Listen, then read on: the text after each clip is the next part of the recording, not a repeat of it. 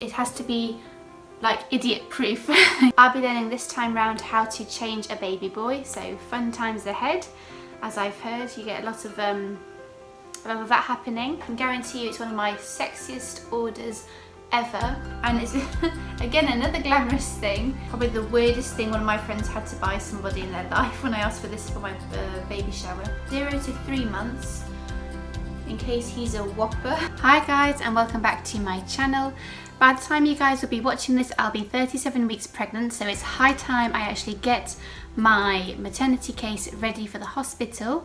I think last time I was pregnant, I probably did this when I was about 35, 36 weeks, and I just don't know where the time has gone. I think because I'm so preoccupied with worrying about my first child, I sort of have forgotten to take care of the preparations for this one. So off to a good start for a mum of two. As you'd have seen from the title of this video, I am originally from the UK and I moved over in 2006 to France, and I had my first child in hospital in 2019, and now I'm having my second again at the same hospital in 2021.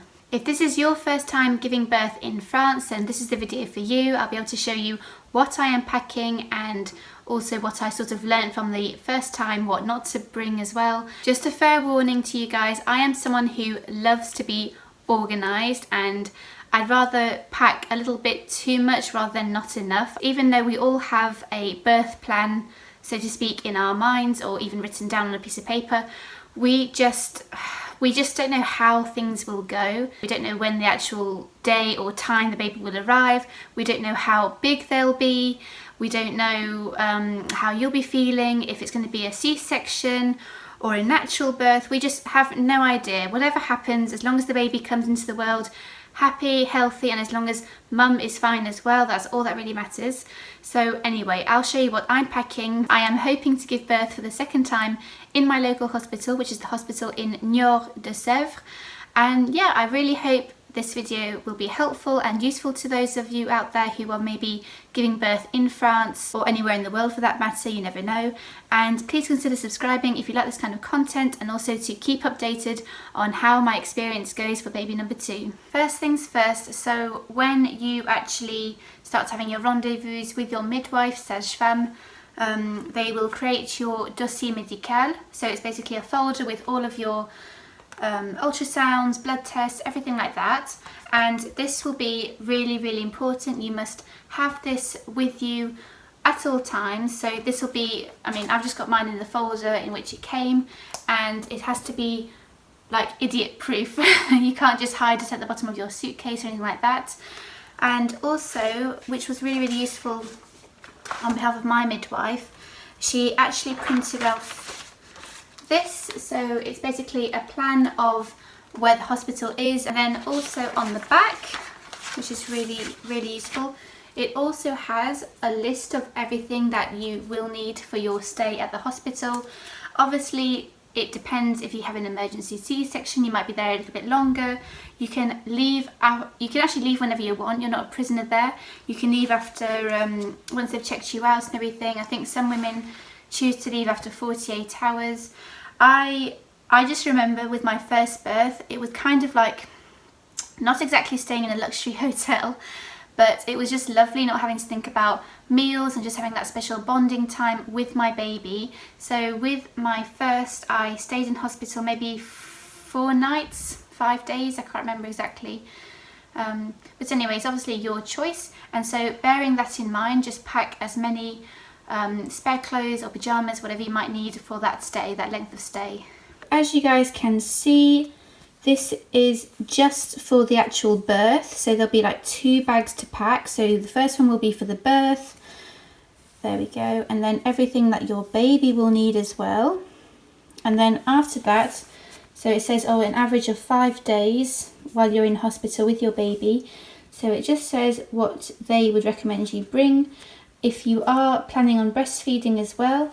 And then obviously not forgetting the most important person, what the baby will need as well. They've even thought about like spare change for coffee machines, if you need, you know, any like a lamp or anything like that. So no, it's really, really good.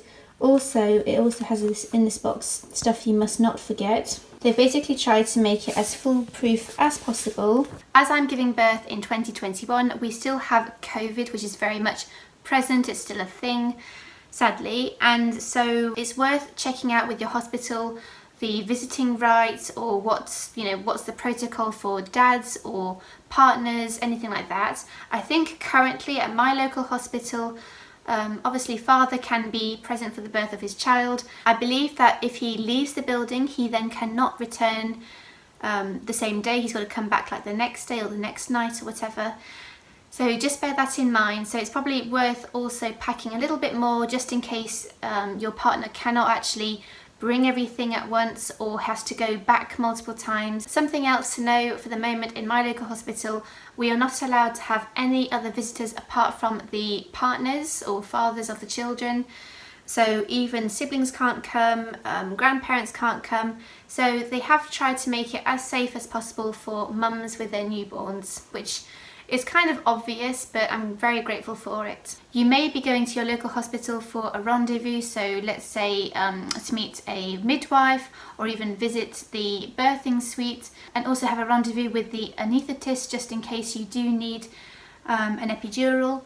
And also at the same time, it's worth also booking in at the head desk your hospital stay. So you'll have like a little questionnaire checking if you've got like a carte vitale or a mutuelle, all that kind of stuff. You will have this sort of formula to fill in, so it's called a convocation admission.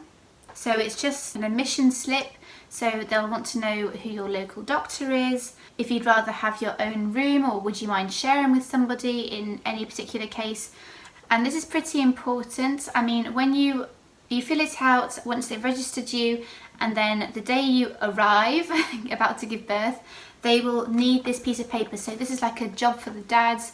Dad's job is to make sure this piece of paper gets into the right hands when you first arrive at the hospital. As long as all the admin stuff is taken care of in advance, it'll just make everything a lot smoother.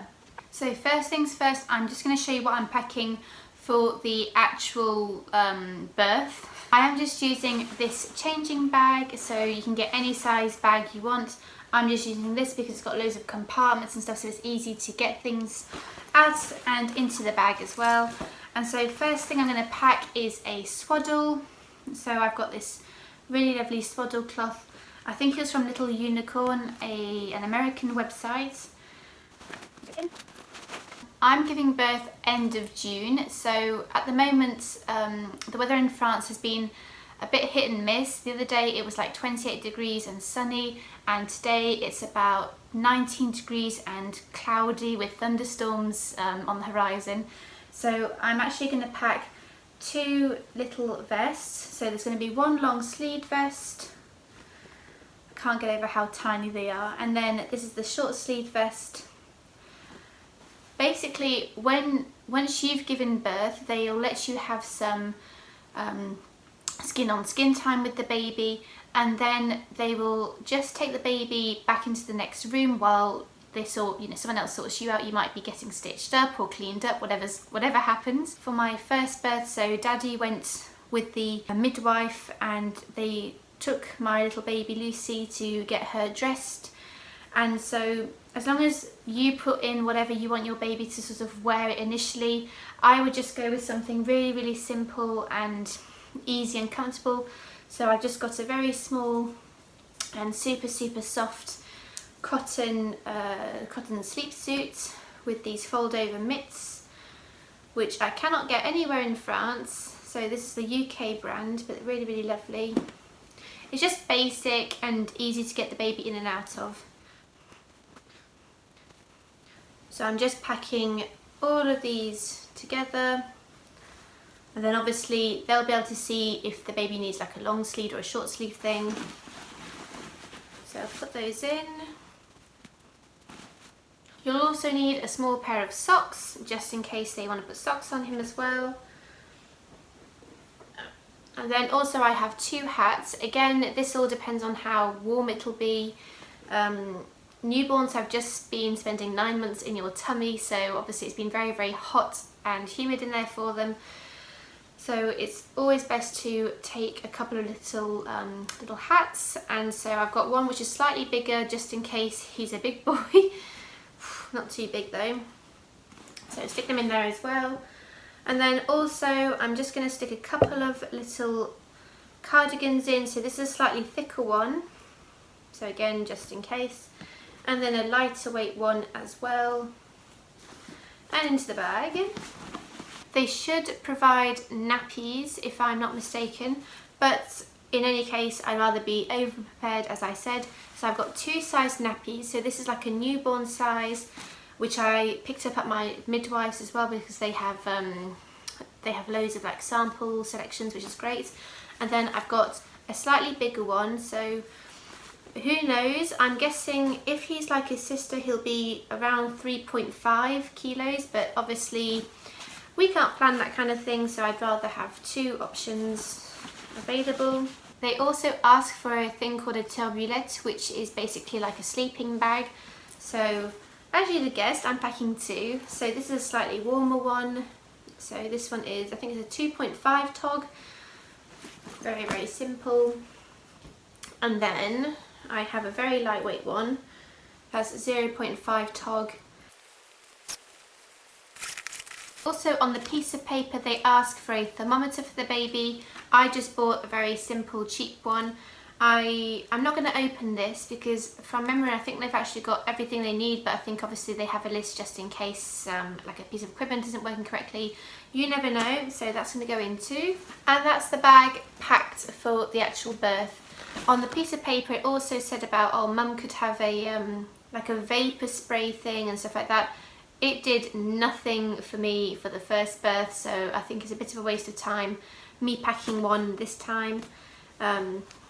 Yeah, I'm just happy with like glasses of water, like cold water, and if I can get in the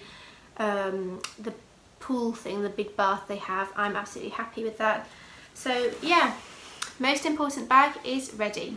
This is when things get interesting. So I placed an order a couple of weeks ago with Amazon just to pick up all the lovely bits I will need, and I can guarantee you it's one of my sexiest orders ever. So be prepared. First things first, I was able to breastfeed my baby pretty much from day 1. Your milk tends to come in maybe on day 2 or day 3 after the birth. Mine came straight away. And so it's always handy to have some nipple cream. So I just picked up the, what's it called? Lancino brand nipple cream. Just a small one will do, and then obviously you can then get more if you need it when you get home as well. So that's going to go in. And then I also picked up, so this is a box of 100 breast pads, I think they're called.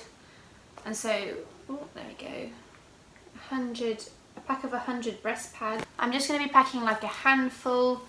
I may not even need these initially, but you never know, so I'd rather pack a few. Next sexy item, which my husband adores. That's a joke, by the way, if you don't get my humour.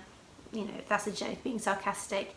And it is these. So they're basically like net panty things. I got this, they're meant to be very, very comfortable. That's what the review said online. And so yeah, they're just pants that you can throw away, because the couple of days, well, let's say 5 days after birth, you may still be bleeding a little bit, it may still be quite uncomfortable down there, and yeah, you don't want to ruin any good lingerie. So this is the saving grace. There we go. And then this is something that my sister got for me for my first birth, and so I've got it for myself this time.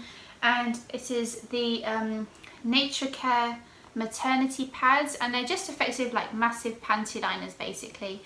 So I picked up a box of 10, and then I got another box of 10 as well.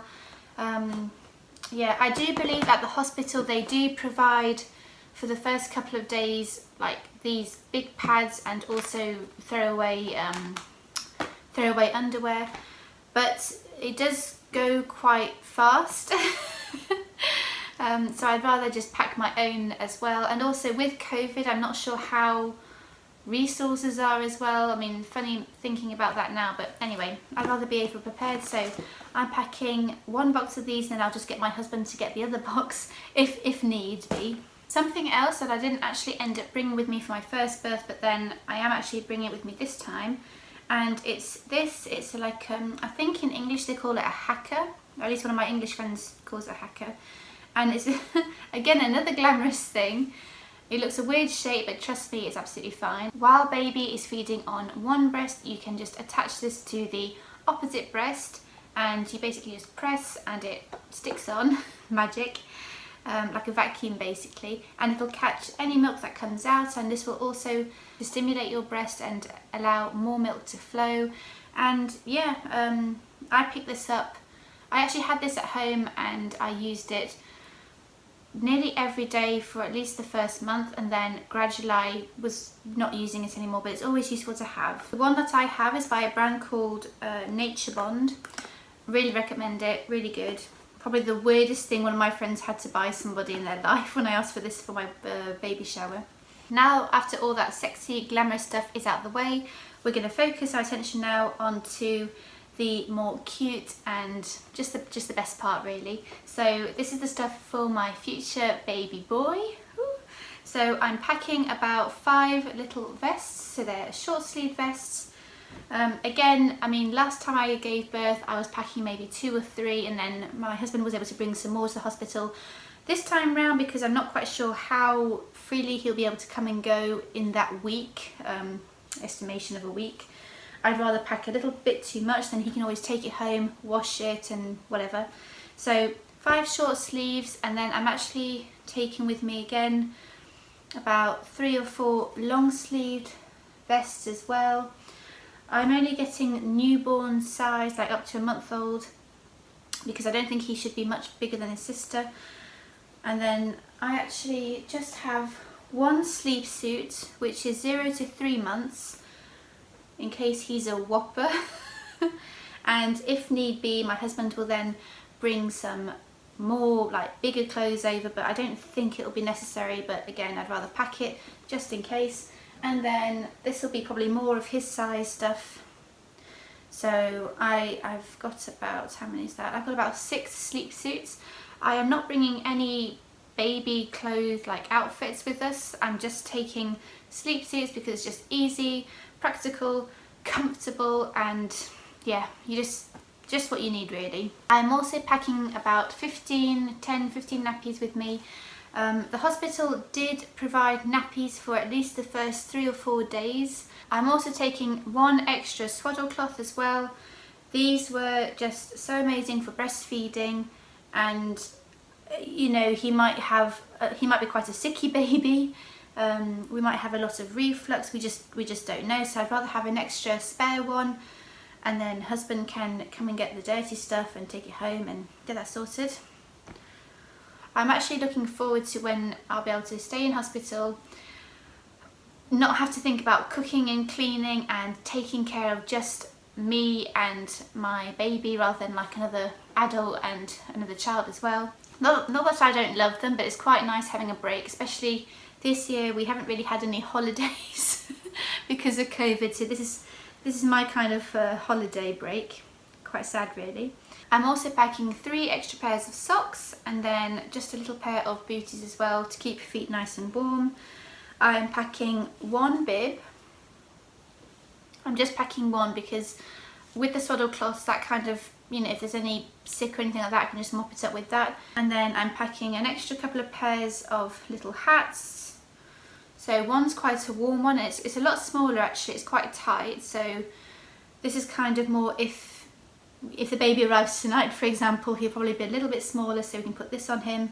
And then this is again quite a nice big loose one, we shall see.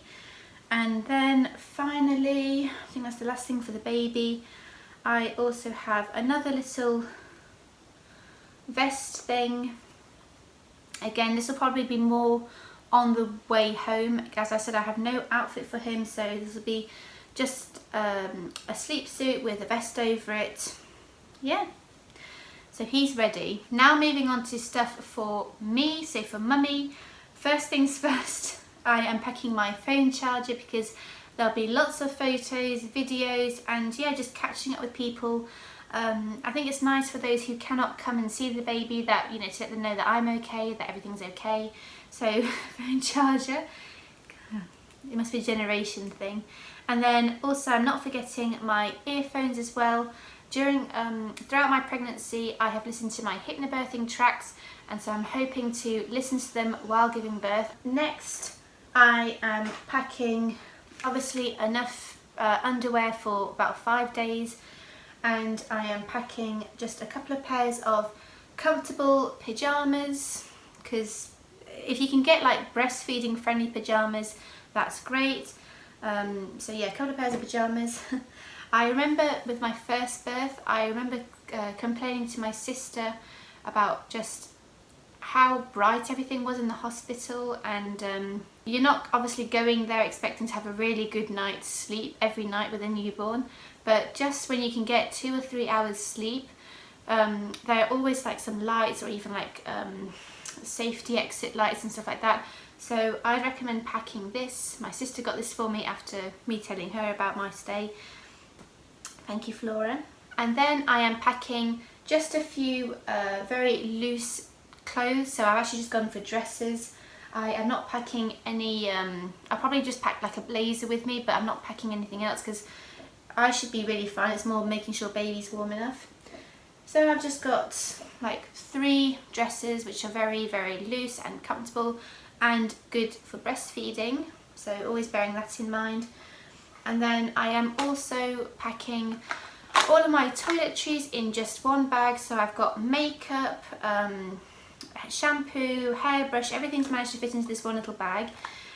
You may laugh a bit when I say makeup, but it's, even if you might not actually even think about makeup, you might not even want to put any on, you might not even reach for this bag, but it's nice having it there just in case you do want to sort of quickly put something on and have a photo with your newborn baby as like a treasured memory. Everyone's different.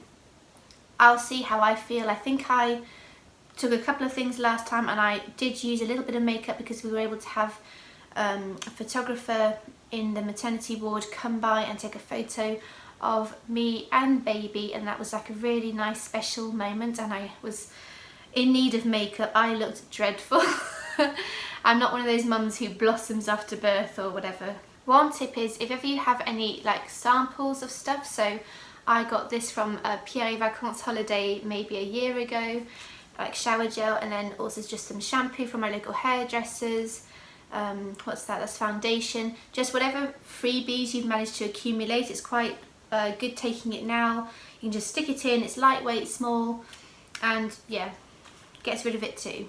I just wanted to quickly mention, I forgot to show you what kind of like shoes I'll be packing. I am just going to be taking some flip-flops which I'll be wearing on the day, and then in my suitcase I'll be packing my slippers. They're currently downstairs and I completely forgot to bring them upstairs for this video, so apologies for that. But yeah, just so you know what I'm packing. So now both of the bags are packed. I feel a lot more relaxed now that that is actually done. And so when my husband gets home, he'll be taking both bags downstairs and leaving them by the front door. Oh, the cat's come to see what's going on. I just wanted to talk about a few things you may not have considered before as well. You may want to think about packing a few snacks, so just like cereal bars or even a packet of crisps or whatever for you and for your husband, just in case you know, you get there in the middle of the night and he's starving, or you just don't know when the baby's going to come. It also depends on how far along you are. They may say, oh no, you're, you know, 8 centimeters dilated, food's the last thing on your mind right now, but you never know. So I think I'll pack a few extra little bits as well in the bag. You may want to consider packing your own towel. My local hospital does provide like a towel for your stay, and also a towel for your baby, but you may want to pack your own if you're, you know, a bit more of a comfort freak. I might actually just put mine in because my bag is quite light, so I can get away with it. Also, you don't need to think about any shower gel or anything like that for your baby. I believe it's every morning you have the opportunity to go and like learn how to bathe your baby, so this is particularly useful for like first-time parents. You can go along and learn how to wash around the umbilical cord, which will still be partially attached to your baby's belly button, and learn how to change their nappy properly, whether it's a girl or a boy. I'll be learning this time round how to change a baby boy, so fun times ahead. As I've heard, you get a lot of that happening. It is also worth having a few practice runs driving to the actual hospital or wherever you may be giving birth, so that you and your partner are comfortable, you guys know exactly where to go, where the best place is to park. And also it may be quite a good idea to prepare a little piece of paper just saying like ma femme est en train d'accoucher ou sur le point d'accoucher. That way you can leave that piece of paper in plain view in your windshield, and so if ever you have to park on the pavement or something crazy like that and you're rushing in and baby's coming out and all that fun stuff, at least people will know why you parked there. So then, you know, afterwards the partner can come back out and park correctly once things have calmed down a bit. One more thing before I forget, I'm really sorry guys, I have mum brain and pregnancy brain and it is atrocious. It's good if you have some kind of idea of what you'd like to do or how you'd like to give birth. However, it's good if you don't have a very, very rigid one. That way you will not be disappointed if things don't go exactly according to plan. And what I would do as well, especially if it's your first child and if it's your partner's first child as well, is to have some kind of list and go through the list with them of how you would like to, how you'd ideally like your birth to happen. So just so that they feel comfortable and also they feel useful, they sort of know that they're responsible for helping you achieve that. Obviously have some kind of safe word just in case you do want the epidural and, you know, after saying, oh, you don't want one, now you do want one.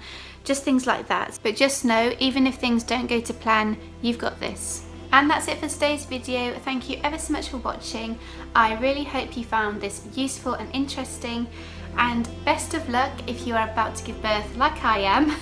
Please consider subscribing if you wish to see future updates of how our experience was this time round and also meet our baby boy. Thanks again, and I'll see you in my next one. Bye guys.